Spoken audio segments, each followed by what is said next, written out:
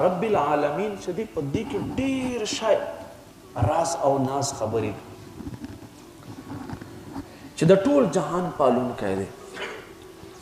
په دې جهان کې میږي هم راغله، حشرات ارض چې څومره دي، کتابونه لیکي 3,000 مخلوق چې دی دا په وچه باندې دی او 15,000 مخلوق په سمندرونو کې دی او دې ټولو ته د رزق ورکوي.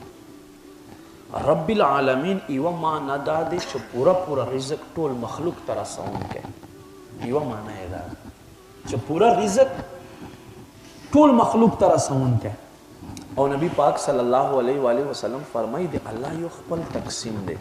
مونږ خدا وایو که نه یاره فلاني ګاونډي مې فلاني رشته دار مې ګاډی دی، زه لږ پیسې جمع کوم چې زه هم یو ګاډی والم.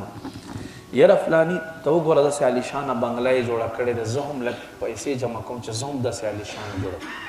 نبی پاک صلی الله علیه و آله وسلم فرمایي دا حدیث شریف واورئ او د زړه په ګلدسته کې ځای ورکړئ.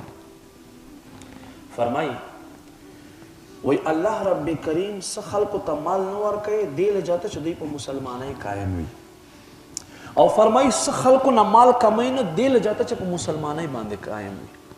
څه خلق داسې دي که الله مال ورکړي له مسلمانۍ نه به وځي، عیش او عشرت پکې کوي، رب به ترې هېر شي. او څه خلق داسې دي چې هغوی ته الله خپلې اندازې مطابق ورکوي، که ورکمې کړي نو دوی به ناشکري وکړي او کفر ته بدن نه شي، دې لجاته یې نه پېژني. نو همیشه د پاره بس سوال کو، همیشه د پاره انسان دا سوال کو، دا سه مو چې یا الله ما ته زوی راکې، زوی سره دا هم یا الله ما ته نیک صالح راکې،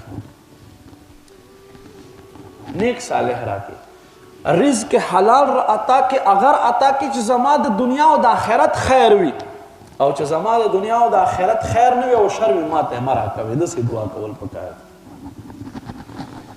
نو رب العالمین د ټول جهانونو پالونکی. ما عزتمندو ډیر لرې نه ځو، اول د خپل دا وجود چې دی په دې باندې به یو څو خبرې وکړو. انسان په دې بدن کې 300 کرب سیلز دي. سیلز وایي خلیې ته. خلیه سشته وایي هغه شیز چې په انساني سترګو باندې نه ښکارېږي. دا خلیې سره راغونډې شي بیا د بدن یو اندام جوړیږي. انسان په دې کل بدن کې 300 کرب سیلز دي. او دا ما عزتمندو قدرمندو ډاکټران وایي، انساني بدن باندې تحقیق کوونکي خلق وایي، محققین وایي کچیرته دا کل سیلز چې دی مونږ راغونډ کو او پړي شانته پړای کو نو وایي دا بل 60 ځله نه زیات شي د ځمکې نه تر سپوږمۍ پورې چې څومره فاصله ده. انسان په دې کل بدن کې الله دومره لوی جال بچاو کړی دی، دومره لوی جال بچاو کړی دی